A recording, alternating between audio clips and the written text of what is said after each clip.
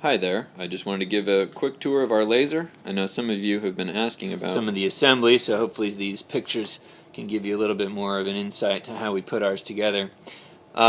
We've got this on a big metal base plate, and then there's a smaller aluminum plate you can see here. In between these two aluminum plates down under there is our thermoelectric cooler.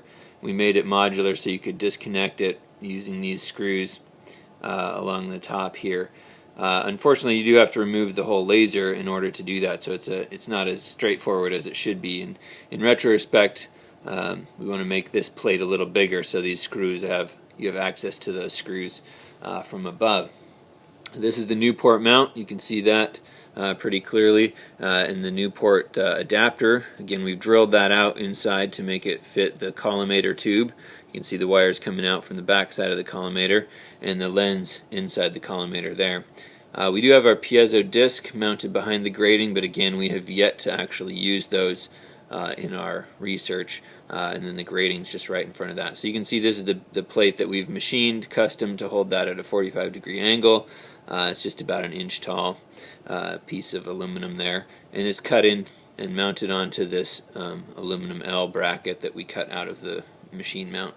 We have our piezo stack inside here. You can see the top of that brass cap poking out and then the wires coming out.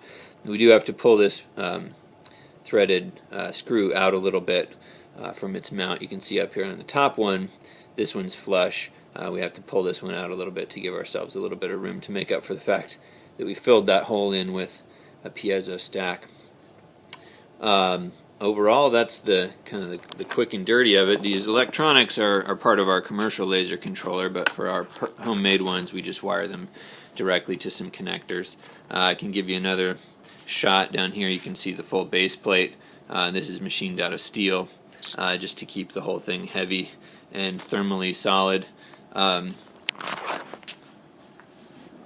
Couple other views. So we do see that there's three micrometer screws here on this mount, and we don't really mess with the vertical control or the combined control very often. It's usually just the horizontal control, the knob in the far right side of the view right now, and that again controls the wavelength on a coarse scale. So let me know if you have any questions. Hopefully that answers some of them, and let me know how it's going.